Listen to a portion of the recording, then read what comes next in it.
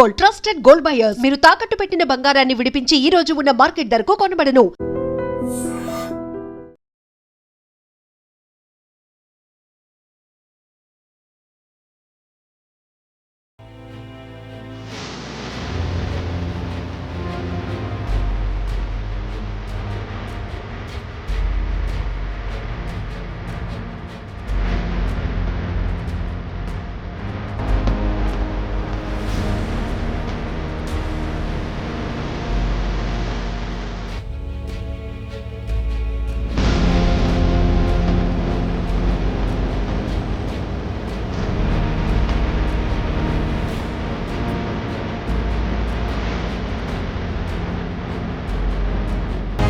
Morning early hours లో ఇక్కడ కృష్ణకాంత్ పక్కన డంపింగ్ యార్డ్ ఉంది కదా, సో అందులో ఇక్కడ ఒక కార్మికుడు, జిహెచ్ఎంసీ కార్మికుడు సుధాకర్ అనే వ్యక్తి అనుకోకుండా అందులో పడి చనిపోవడం జరిగింది మిషన్ లో. కానీ ఇది నిర్లక్ష్యం వల్లనే జరిగింది, మాకు న్యాయం జరగాలి అంటూ కార్మికుల సంఘాలు మొత్తం నిలిపివేయడం జరిగింది, ధర్నా చేస్తున్నారు. సో దానికి సంబంధించి ఒకసారి అడుగుదామన్నా, అసలు ఏం జరిగింది, ఎవరి తప్పిదం వల్ల జరిగింది, ఒక అమాయకుడు ప్రాణం పోవడం జరిగింది, ఏదో చెప్పండి దాని గురించి. వాస్తవంగా ఈ జిహెచ్ఎంసీకి సంబంధించిన డంపింగ్ యార్డ్లు ఏవైతే ఉన్నాయో, ఈ డంపింగ్ యార్డ్ల నిర్వహణ అనేది ఈ రామ్కి వ్యవస్థకి ఇవ్వడం జరిగింది.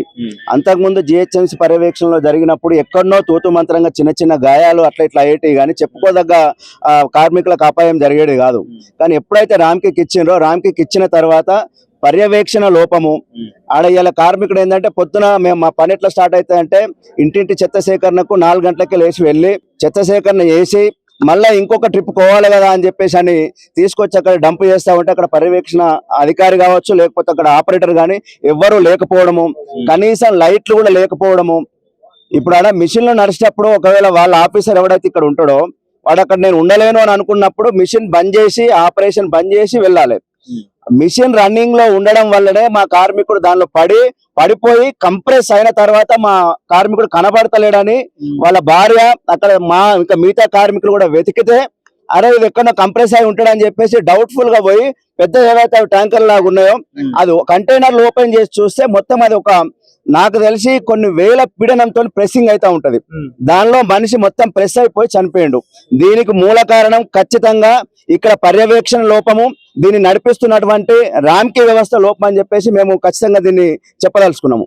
అంటే ఎప్పుడు జరిగింది ఘటన, ఎప్పుడు జరిగింది? సుమారు ఉదయం 5-5:30 ఆ ప్రాంతంలో జరిగింది, 5:30-6 గంటల ప్రాంతంలో జరిగింది. అధికారులు ఎవరు స్పందించలేదా ఇంతవరకు? ఇప్పటి వరకు జిహెచ్ఎంసీ నుంచి ఒక అధికారి కూడా స్పందించలేదు. వాళ్ళు ఏదో మా కార్మికులను, చిన్న చిన్న కార్మికులు ఎవరైతే ఉంటారో వాళ్ళ దగ్గరకు వచ్చి మీకు ఏదో ఉద్యోగం ఇస్తాము, అది ఇస్తాము, ఇది ఇస్తాము అని చెప్పేసి అని చోటా మోటా అదేమంటారు పనికిరాని చర్చలు పెట్టడం అదొకటి చేస్తున్నారు తప్ప ఇప్పటికీ యూనియన్ నాయకులు ఇప్పుడు మేము అందరం వచ్చినాం, కానీ జిహెచ్ఎంసీ నుంచి మాత్రం ఏ ఒక్క అధికారి కూడా ముందరికి రాలేదు. పోలీసులు వస్తున్నారు. ఇప్పుడు రామ్కి వాళ్ళు ఏం చేస్తారు, వాళ్ళు ఒక కార్పొరేట్ వ్యవస్థ, వాళ్ళు పోలీసుల ద్వారా మమ్మల్ని బెదిరియడము, ఒక రిటైర్డ్ ఆఫీసర్ ద్వారా మా కార్మికుల మీద, కార్మిక నాయకుల మీద కేసులు పెట్టియడము, ఇట్లా మమ్మల్ని భయభ్రాంతులకు గురి చేయడము, డివైడ్ అండ్ రూల్ లాగా చేయడము, ఇవన్నీ చేస్తున్నారు. కాబట్టి ఒకటే మేము అనేది, మేము గొంతమ్మ కోరికలకు పోతలేము, లేదా ఇంకేందంటే లీడర్ గిరి చూపించుకోవాలని పోతలేము. మేము ఇలా కార్మికుడు పొద్దున్నే ఉదయం లేవంగానే మా ఇంటి పెద్ద చనిపోయిండు అని చెప్పేసి అంటే ఎంత దుఃఖంతో ఉంటాం ఒకసారి ఆలోచించండి. ఆ దుఃఖంతో ఇలా హైదరాబాద్ లో ఉన్నటువంటి మేము కోడి పిల్లల లెక్క మా కార్మికులము, ఎవరికన్నా ఏమన్నా అయిందంటే ఓగలకోగలం జమై వచ్చి ఎక్కడైతే కార్మికుని అన్యాయం జరుగుతుందో అక్కడ మేము అందరం కలిసికట్టుగా వారికి న్యాయం చేసే దిశగా మేము పోరాటం చేస్తాం. ఇలా యూసుఫ్గూడలో కూడా కార్మిక యూనియన్లకు అతీతంగా అందరం అన్ని ప్రాంతాల నుంచి, అన్ని డంపింగ్ యార్డ్ల నుంచి ఇలా వీడికి రావడం జరిగింది. మా అందరి ఒకటే నిర్ణయం, నాది కానీ వివిరావు గారిది కానీ ఇక సంబంధిత ఇక్కడ యూనియన్ నాయకులు కానీ అందరి ఒకటే, కార్మికుని కుటుంబానికి న్యాయం జరగాలి. At the same time safety norms, GHMC ఇచ్చిన సేఫ్టీ నామ్స్ ప్రకారము ఇక్కడ సేఫ్టీ చర్యలు తీసుకోవాలి. అక్కడ ఎవరైతే దీనికి సంబంధించిన అధికారులను ఇమ్మీడియట్ వాళ్ళని సస్పెండ్ చేయాలి, వాళ్ళ మీద చర్యలు తీసుకోవాలి, కేసులు పెట్టాలి. ఇప్పటి నుంచి కార్మికులకు సంబంధించిన భద్రత విషయంలో ఎటువంటి రాజీ లేకుండా భద్రత చర్యలు చేపట్టాలని చెప్పేసి మా అందరి ఉద్దేశం. ఓకే, సో అంటే డిమాండ్స్ అంటే ఏంటి, మొత్తంగా ఏం కోరుకుంటున్నారు? కార్మికుని యొక్క కుటుంబాన్ని ఆదుకోవాలి. ఇప్పుడే మేము అందరం కార్మిక నాయకులు అనుకుంటున్నాము, ఒక మాట అనుకున్నాము. ఆ మాట ప్రకారం ఇప్పుడు వాళ్ళు సిఐ గారు వచ్చి ఇట్లా అందరి ముందర వాళ్ళు వచ్చి మాట్లాడలేరు కదా, బాగుండదు. మీ దానికెళ్ళి ఒక ఇంపార్టెంట్ నాయకులు 10 మంది 20 మంది రండి, వస్తే వాళ్ళు కూడా వస్తారు, అప్పుడు మాట్లాడండి, అవసరమైతే నేను కూడా ఉంటా అని చెప్పేసి అన్నారు. చర్చలకైతే వెళ్తాము. కార్మిక కుటుంబం ఆశించిన రీతిలో, ఇక్కడ ఉన్న యూనియన్ నాయకులు ఆశించిన రీతిలో న్యాయం జరిగితేనేమో ఒప్పుకుంటాము, లేకపోతే భవిష్యత్ కార్యాచరణ అనేది మా యూనియన్ నుంచి ప్రకటిస్తాం. ఇప్పుడు వాళ్ళ చనిపోయిన వ్యక్తి వాళ్ళ భార్య పాపం ఆమె చూస్తుంటే కడుపు తరుక్కుపోతుంది. సరే అమ్మా, ఏంటి అసలు పరిస్థితి? అంటే మీరు మార్నింగ్ ఏ టైంలో వచ్చినారు? రాత్రి 4 గంటలప్పుడు వచ్చినాం సార్. ఈడ పడినా గానీ ఎవరు పట్టించుకోలేదంట. ఈడ 4 గంటలకు పడింటే 6 గంటలకు చూసుకున్నారంట సార్. మిషన్లు బంద్ చేసి మళ్ళీ పోయినారంట సార్. చూసి గాని చూసిన వాళ్ళు చెప్తున్నారు. ఈడ అంటే ఆయన పడ్డాడని తెలిసి బంద్ చేసి వెళ్ళిపోయినారు. మళ్ళీ మనిషి లేడని చెప్పినారంట సార్. తర్వాత మీకు ఎప్పుడు తెలిసింది అందులో? మాకు 6 గంటలప్పుడు ఫోన్ చేసి వేరే వాళ్ళు చెప్పినారు సార్. ఫోన్ పనిలో ఉన్నది, ఫోన్ చేసి చెప్పినారు. ఫోన్ చేసి అతను ఎక్కడ పడి చేస్తే మొత్తం అందులో మళ్ళా పన్నేది కాదు, చెత్త ఓపించినారు సార్. మింద చెత్త ఓపించినారు అంట. చూసుకోలేరు సార్. మనిషి పన్నారని తెలిసి కూడా చెత్త ఓపించినారంట. అంటే మీకు ఏం న్యాయం కోరుకుంటారమ్మా ఇప్పుడు? మాకు సార్, సన్న పిల్లలు ఉన్నారు అందరూ. ఏం లేదు, నాకు 3 చిన్న పిల్లలే సార్. ఎంత ఉంటుంది వయసు పిల్లలు? మాకు అప్పు చాలా ఉండి మేము ఇక్కడికి వచ్చినాము. ఎక్కడి నుంచి వచ్చినారు? ఈశ్వరపల్లి నుంచి. బ్రతుకు తెరువు కోసం పని చేసుకుంటారు. పొద్దున్నే 4 గంటప్పుడు అప్పుడు లేచి పని చేసుకుంటారు. పిల్లలు ఎంత మంది? అంటే ఏజ్ ఎంత? చిన్న పిల్లలు సార్. 7 సంవత్సరాలు అని అడుగుతున్నారు. 7 ఏళ్ళు 5 ఏళ్ళు సార్. 7 ఏళ్ళు 5 ఏళ్ళు. ఆడపిల్లలు ఇద్దరు. బాబు ఎంత వస్తుందమ్మా రోజు కష్టపడితే? అంతా 500 రూపాయలు సార్. అప్పు ఉండి వచ్చినాం సార్. ఇప్పుడు మరి ఏం న్యాయం కోరుతున్నాం? మీ హస్బెండ్ కి ఇట్లా జరిగింది, గవర్నమెంట్ మీరే ఏదన్నా సార్. మాకు పిల్లలు ఉన్నారు, సన్న పిల్లలు. ఏదన్నా చేయండి, మాకేం తెలుస్తుంది. యాదో ఒకటి చేస్తే యాదో బతికే. అప్పు కట్టుకునే 7-8 లక్షలు సార్. అంతా 10 ఉంటుంది. ఇది పరిస్థితి. పాపం ఏం మాట్లాడలేకపోతున్నారు. అప్పు ఉంది, ఏదో బతుకు తెరువు కోసం ఇక్కడికి వచ్చి పని చేసుకుంటున్నాము. కానీ ఈ టైంలో ఇలా జరగడము, వాళ్ళ భర్తకి ఇట్లా అవ్వడము, పిల్లలు అన్యాయం అయిపోతున్నారు అని చెప్పేసి ఆమె ఏం చెప్పలేకపోతుంది. లిటరలీ మాట్లాడలేకపోతుంది. ప్రస్తుతము సుధాకర్ అనే వ్యక్తి అర్లీ మార్నింగ్ టైంలో GHMC నుంచి డంపింగ్ యార్డ్, ఇది ఈసబ్గూడ డంపింగ్ యార్డ్ అనమాట. సో ఏ మిషన్ లో అయితే అను ప్రమాదవశాత్తు చనిపోవడం జరిగింది. ఇప్పుడు ఆ మిషన్ దగ్గరికి మనం వచ్చాము. సో ఇక్కడ నుంచి ఇది వే అన్నమాట. ఇది కనిపించే మిషన్ ఉంది కదా, దీన్ని ర్యాంప్ అంటారంట, కంప్రెసర్ మిషన్. దాదాపు ఇందులో చెత్త మొత్తం తీసుకొచ్చిన చెత్త మొత్తం అందులో వేస్తే అది మొత్తం ఒక ప్రెషర్ కంప్రెసర్ వచ్చేసి వాటిని మొత్తం ఒత్తిడి కలుగజేస్తుంది. దాదాపు కొన్ని 100 టన్నుల ఒత్తిడి అయితే కలుగజేస్తుంది. ఆ టన్నుల వెయిట్ కి చెత్త మొత్తం విడివిడిగా ఉన్నది మొత్తం ఒక దగ్గరకు వచ్చేసి ఒక సాలిడ్ తగ్గిపోతుంది. సో అంటే అందులో అతను పడిపోవడం జరిగింది. అతను పడిపోవడం వల్ల ఎంత దారుణమైన అంటే మీకు ఒకసారి అర్థం చేసుకోండి. అంత ఒత్తిడి ఆయనకు పడిపోవడం వల్ల మొత్తం అందులో ఇరుక్కొని చనిపోవడం జరిగింది. అసలు ఇక్కడ ఉన్నారు, వీళ్ళని అడుగుదా అన్న ఏంటి పరిస్థితి అసలు? పొద్దున 5 o'clock మా సచ్ ఆటో టిప్పర్ వెహికల్ అతను వచ్చాడు ఇక్కడికి. ఖాళీ చేశారు. ఇక్కడ లైట్స్ లేవు, ఏం లేవు, సేఫ్టీ మెజర్మెంట్స్ ఏం లేవు, సేఫ్టీ మెజర్స్ ఏం లేవు, ఒక స్విచ్ కూడా లేదు బయట, ఒక్కటి కూడా లేవు సేఫ్టీ మెజర్మెంట్స్. ఏదైతే మా వ్యక్తి పడిపోయాడో ఇక్కడ అదే ఎమర్జెన్సీ బటన్ ఉండింటే మా వ్యక్తి బతికే ఛాన్సెస్ ఉండే. అది చాయిసెస్ ఏం లేకుండా ఇక్కడ సేఫ్టీ కూడా ఏం లేదు, వర్కర్స్ కూడా ఎవరు లేరు. జస్ట్ అదేదో వదిలేసారు అలాగా. ఏదైతే మా వ్యక్తి పడాడో అతని పైన మళ్ళీ ఒక ఆటో చెత్త పడ్డది.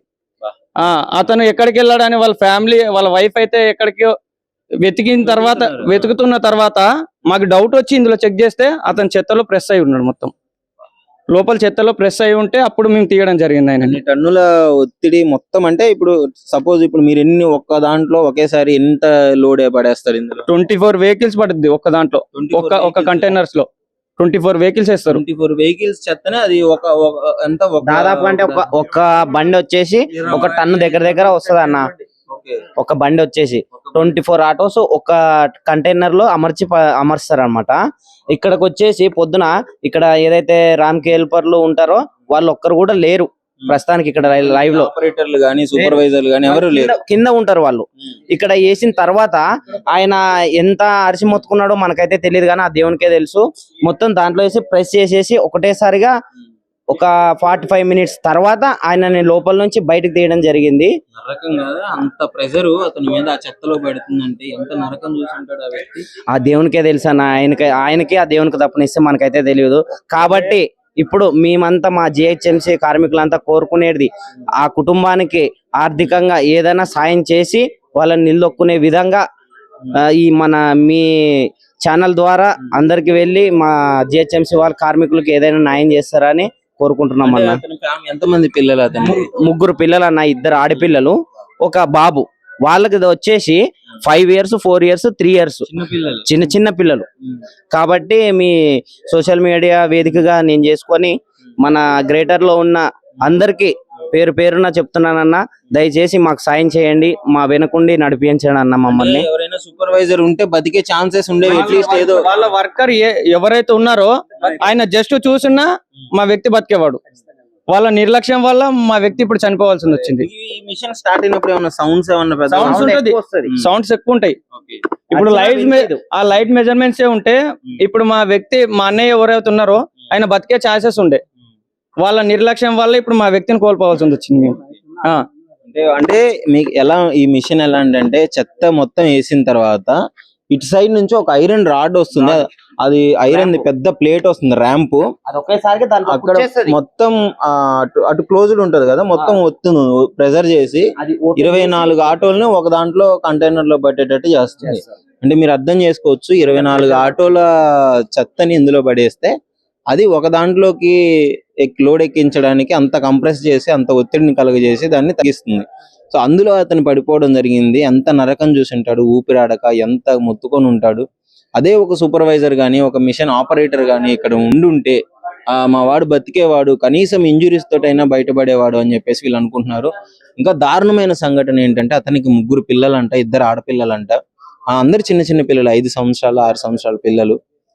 ఎంత దారుణమైన విషయం అంటే చాలా బాధాకరమైన. అందుకే అందరూ వచ్చి ఇక్కడ ధర్నా చేయడం జరుగుతుంది. యూసఫ్ కూడా మొత్తము గ్రేటర్ హైదరాబాద్ మొత్తానికే బంద్ చేయడం జరిగిందన్న. మా కార్మికులు, మా జిహెచ్ఎంసీ సోదరులు ఎక్కడున్నా సరే, ఏ డంపింగ్ యార్డ్ అయినా గ్రేటర్ మొత్తానికి మేము స్ట్రైక్ చేయడం జరుగుతుంది. కాబట్టి మా కార్మికునికి న్యాయం చేసే విధంగా మీ మీడియా వాళ్ళు గాని, మీడియా మిత్రులు గాని, ఇతరమైన వ్యక్తులు గాని మాకు సాయం చేసే విధంగా ముందుకు వస్తారని ఆశిస్తున్నామన్నా. ఇది పరిస్థితి.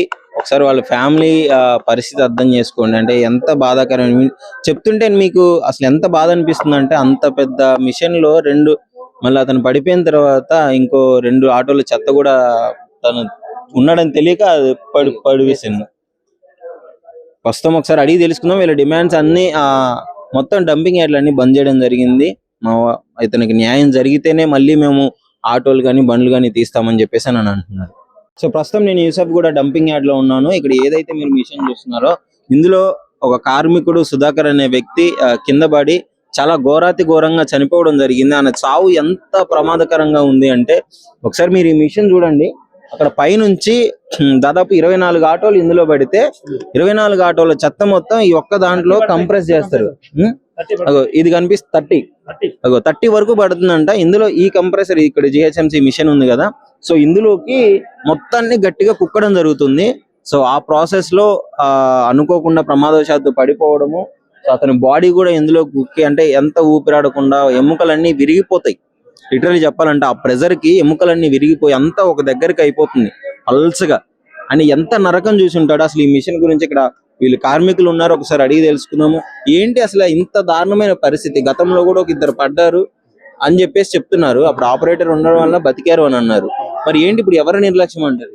ఇది పూర్తిగా రామ్కి యాజమాన్యం నిర్లక్ష్యం. పూర్తిగా రామ్కి సంబంధించిన యాజమాన్యం ఏదైతే ఉందో వారికి సంబంధించిన నిర్లక్ష్యం. అంతకు ముందు ఇదే సేమ్ ఇక్కడే డంపింగ్ యార్డ్ లో కాంట్రాక్ట్ తీసుకున్నా కంప్లీట్. సో వారికి సంబంధించిన నిర్లక్ష్యం ఇది.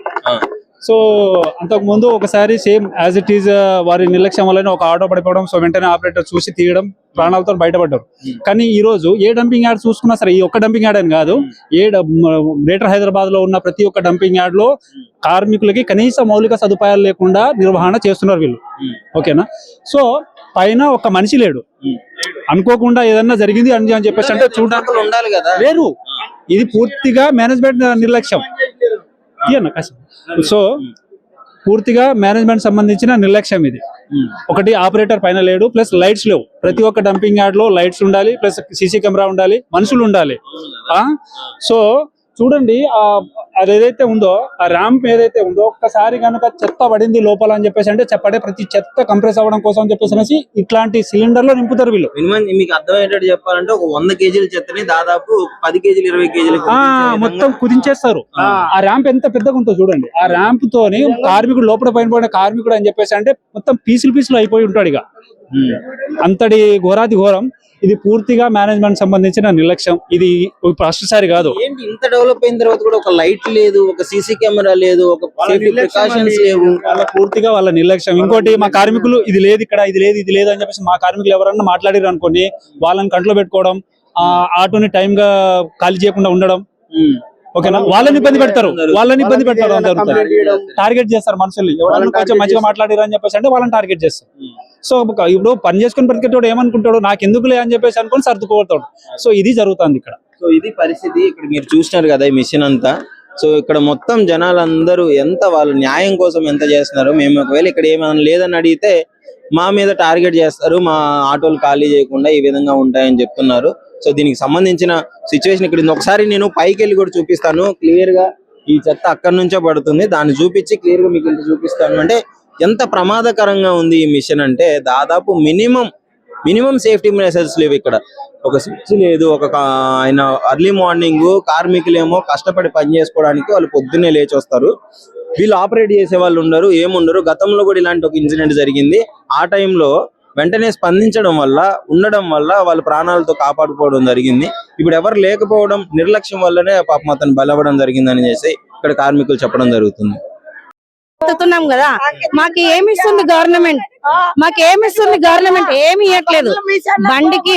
బండికి మేమే ఖర్చు పెట్టుకోవాలా, మనుషులని మేమే పెట్టుకోవాలా, మేమే బండికి ఏదైనా మేమే చేసుకోవాలా.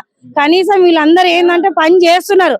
మాకనేది ఒక కార్డు ఇవ్వాలి, హెల్త్ కార్డు ఇవ్వాలా. మాకు ఏదన్నా అయితే ఇవాళ మాకు ఏదైనా అయితే రేపు పొద్దున మా పిల్లలకు పనికొచ్చేటట్టు మా పిల్లల భవిష్యత్తు కోసం మాకు ఒక హెల్త్ కార్డు ఇవ్వాలి. ముగ్గురు పిల్లలు ఉన్నారు. ఇప్పుడు ఏ గవర్నమెంట్ వస్తుంది, మాకంటూ ఒక హెల్త్ కార్డు ఉండాలి అని చెప్తున్నా. మాకంటూ ఒకటి హెల్త్ కార్డు ఇవ్వాలి. చెత్త పని చేస్తున్నాం కాదు, చెత్త ఎత్తితేనే ఏరియా మొత్తం క్లీన్ ఉంటది, మొత్తం హైదరాబాద్ క్లీన్ ఉంటది. మేము బంద్ పెడితే హైదరాబాద్ మొత్తం పుచ్చిపోతది. పొద్దున్నుండి చేస్తారు మా వాళ్ళు. 4 గంటలకు వచ్చే వాళ్ళు ఉంటారు, 5 గంటలకు వచ్చే వాళ్ళు, 6కు వచ్చే వాళ్ళు ఉన్నారు. కొన్ని ఏరియాలు మట్టి చేసుకుంటారు. కానీ మనుషులకు ఏంటంటే ఇక్కడ కొంత సెక్యూరిటీ పెంచాలా. ఒక బండి తర్వాత ఇంకో బండి కాల్ చేసుకున్నాలా. అది కాదని మనుషులు ఉన్నారా లేదా, కొంచెం ఆగాల. మనుషులు ఉన్నారా పడ్డారా లేదా, ఇది ఏది కాదు. గవర్నమెంట్ మమ్మల్ని పట్టించుకోవాలా. అక్కడ ఒక మనిషి ఉంటాడు, లేకపోతే లేదు. మేమే ఎత్తుకోవాలా, మేమే కాల్ చేసుకోవాలా బండి. మేమే కవర్లు కూడా కిందకి వేసుకోవాలా. బండ్లో ఇరుక్కుంటే కవర్లని మేమే కిందకి చేసుకోవాలా. కాబట్టి గవర్నమెంట్ పదే చెప్పేది ఒకటే, మాకంటూ ఒకటి హెల్త్ కార్డు కావాలి. మా ఫ్యామిలీ రెస్పాన్సిబిలిటీ గవర్నమెంట్ తీసుకోవాలా. ఎందుకంటే మేము చెత్త పని చేస్తున్నాం, ఏదో మాకు తప్పక చేస్తున్నాం. మున్సిపల్ వాళ్ళకి అందరికి జీతాలు ఇస్తున్నాం, అన్ని ఇస్తున్నారు. మాకెందుకు ఇవ్వట్లేదు? మాకు కూడా ఇవ్వాలి హెల్త్ కార్డు మాత్రం. ఇప్పుడు అయితే ఇట్లా వస్తారు జనాలు, పట్టించుకోవడం లేదు. అవును, వాళ్ళ బండ్లు కాల్ చేశారు, మిషన్ లో వద్దు కిందే అని చెప్పాలా. వాళ్ళకి లేట్ అవుతుంది. వాళ్ళకి 3 చక్రాల బండ్లు కింద దొప్పాలా. లేదు మిషన్లకు రానికూడదు అని మాట్లాడండి. అందరు నోరు లేవా? అక్కడ ఏ రోజు కూడా డబ్బాలు సరిగ్గా ఉండవు, మిషన్లు కరెక్ట్ గా పెట్టరు. మేమే నోరు మూసుకొని మళ్ళా పంజాగుట్ట నుండి రిటర్న్ చేసుకొని ఈసుకు గూడకు వచ్చి ఇక్కడ లైన్ లో నిల్చొని 2-3 గంటలు లైన్ లో నిల్చొని ఖాళీ చేసుకొని పోవాలా. ఏంది మాకు అంత కష్టం? చెత్త ఇంతకు ముందు ఎక్కడ చెత్త అక్కడ పడేసే వాళ్ళం కదా. ఇప్పుడు మేమే పంజాగుట్ట పోవాలి. ఆడ మిషన్ లేకపోతే ఆడ నుండి టర్న్ చేసుకొని మేము ఇట్లా తిరిగి వచ్చి ఈడ 2 గంటల దాకా వెనకాల అదే డంపింగ్ యార్డ్ లో అయితే అతను దొరకడం జరిగింది. అంటే ఎంత బాధాకరమైన విషయం అంటే అసలు ఇంత రెండో బండి పోసింది. ఆయన పోసిన పడిపోయినాక 2 బండ్లు పోసినారు. ఆ సెక్యూరిటీ ఉంటే ఆయన బతుకుతుండే కదా, ఆ సెక్యూరిటీ ఉంటే పని చేస్తుండ్రు కదా. ఈ మిషన్ లో చేస్తే బాగుంటుంది. కింద వచ్చినప్పుడు ఇట్లా ఏం జరగలే, ఎవరికి ఏం దెబ్బలు కానీ తాకలే. ఇప్పుడు ఈ మిషన్లు పెట్టినాక 3 అయ్యారు. ఇప్పుడు ఈయన 3 అంటే దెబ్బలు తాకినాయి. ఈయనైతే కడగాక చనిపోయినాడు. ఈ మిషన్ల వల్లే వద్దు. అప్పుడు కేసీఆర్ ఉన్నప్పుడు మిషన్లు పెట్టలే, ఎప్పుడు రాజకీయాలు వచ్చినాక మిషన్లు పెట్టారు. మీరు ఆయన బతికే కదా, మాకైతే భద్రత లేదు. వాళ్ళ కష్టం ఉండకూడదు, వాళ్ళ కష్టం ఉండకూడదు. అన్ని మేమే చేయాలి, అన్ని మేమే చేయాలి. అతనికి ఇప్పుడు అతనికి చనిపోయిన అతనికి ఎలాంటి న్యాయం కావాలి? పిల్లలు ఉన్నారన్నా, పిల్లల్ని గవర్నమెంట్ చూసుకోవాలి, ఆమెకు బాధ లేకుండా గవర్నమెంట్ సాకాలి.